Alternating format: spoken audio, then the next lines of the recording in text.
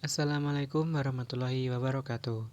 Today I will tell you about teaching grammar.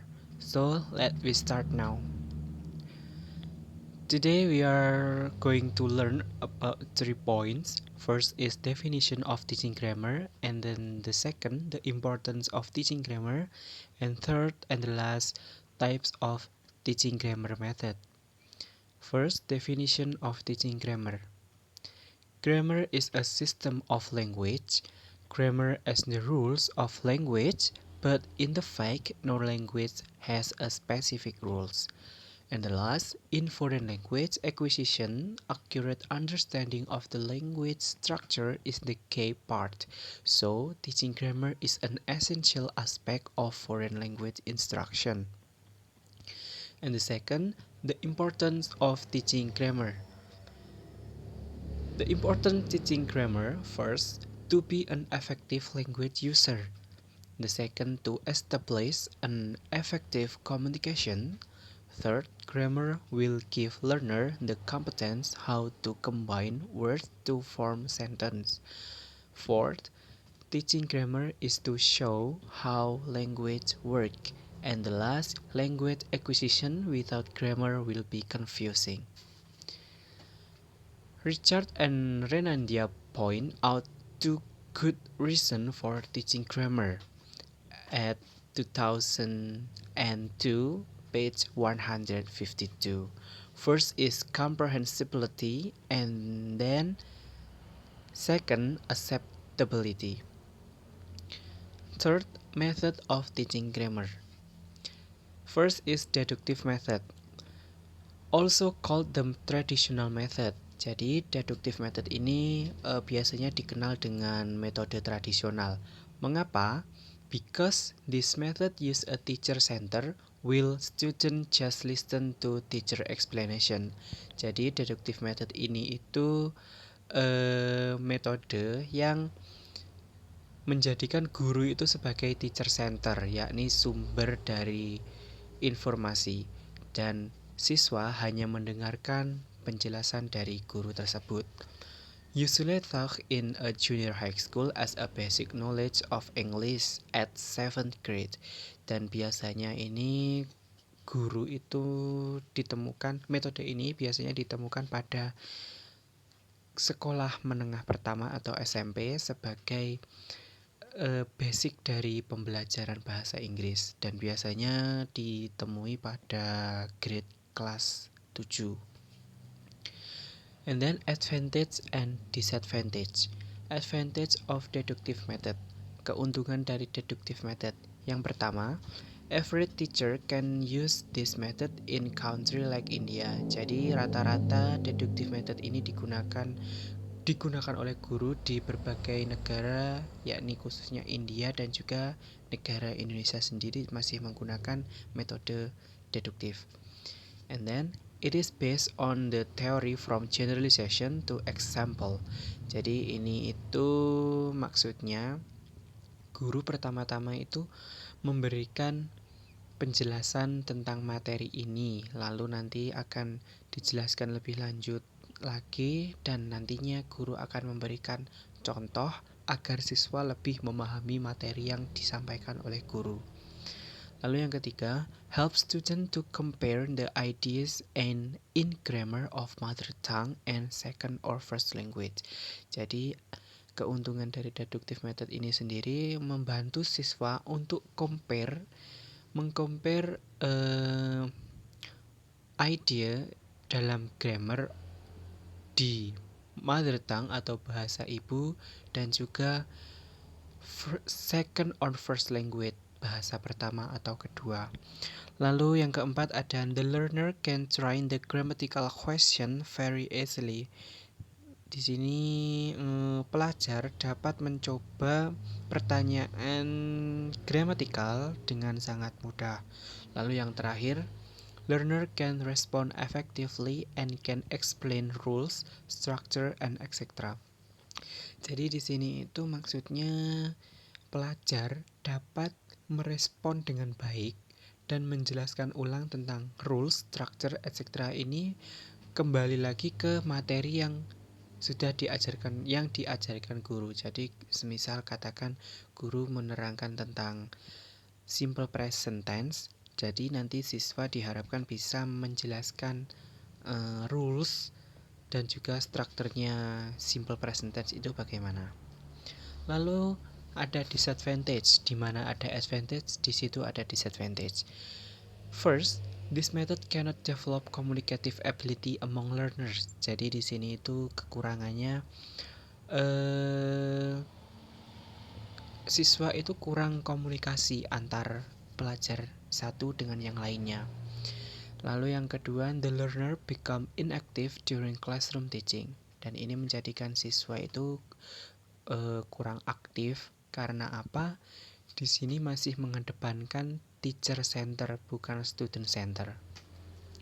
Lalu in the classroom teaching there is hardly use of audio visual aids. Jadi dalam metode ini di kelas itu jarang menggunakan audio visual aids karena semua masih berpatok pada guru. And then the second inductive method, also known as informal method. Jadi inductive method ini biasanya dikenal dengan informal method atau pembelajaran yang informal. The teacher first present or take the example from the student, then comes on theory of concept. Jadi pertama nanti guru akan mempresentasikan, lalu akan mengambil contoh, dan student nanti akan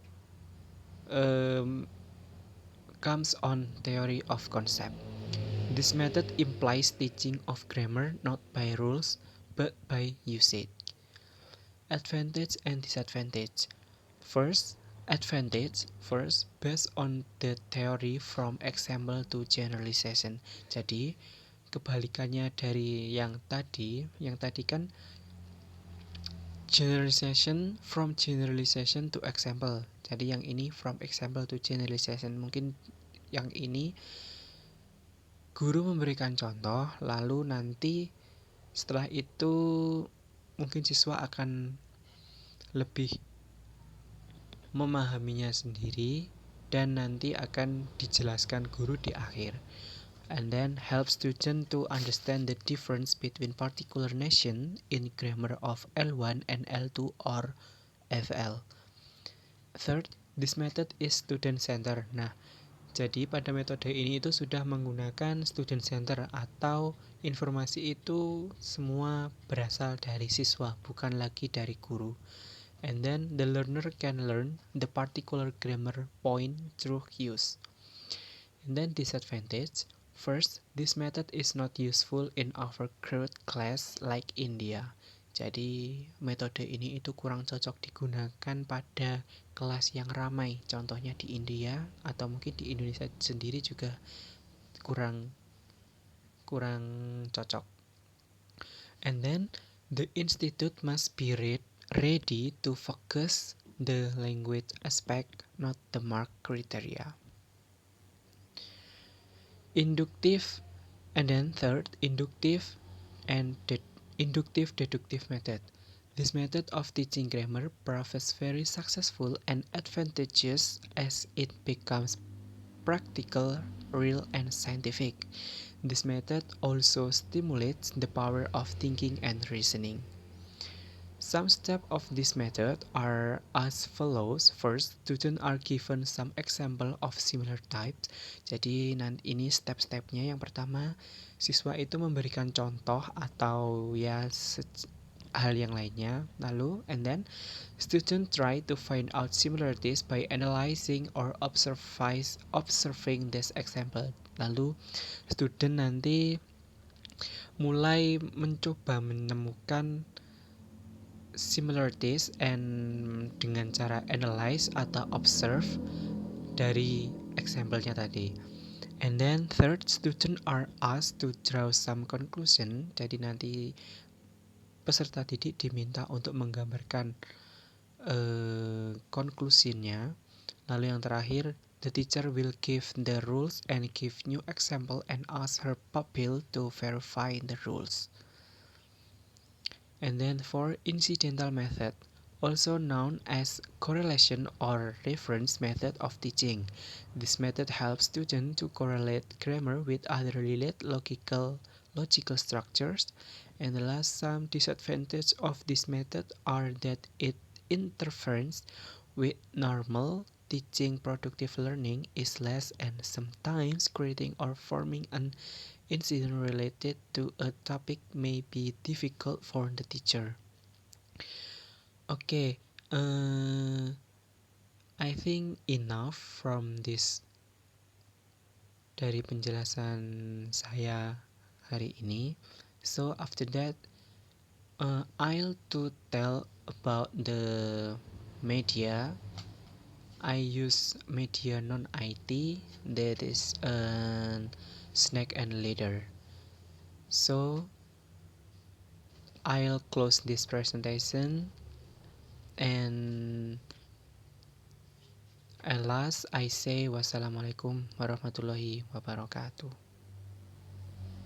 Oke, untuk medianya kali ini saya menggunakan media ular tangga, yakni Grammar, Snack and Leader. Jadi sudah saya jelaskan pada pertemuan terakhir kemarin.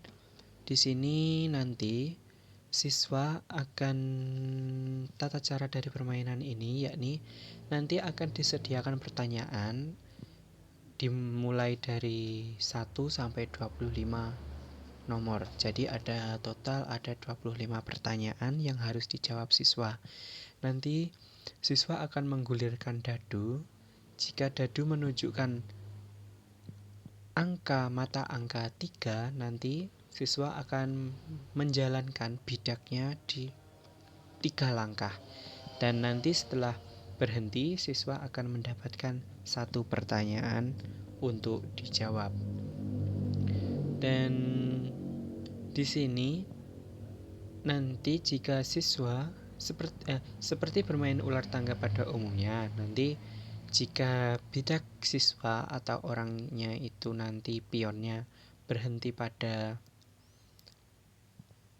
kolom tangga yang bergambar tangga, nanti bidak itu akan naik sesuai angka yang dituju. Jika bidak itu berhenti pada ekor ular, nanti bidak itu akan turun hingga menuju angka ke bawah. Sekian untuk penjelasan dari materi media non-IT dari saya. Bila ada salah kurang lebihnya, saya mohon maaf yang sebesar-besarnya. Terima kasih.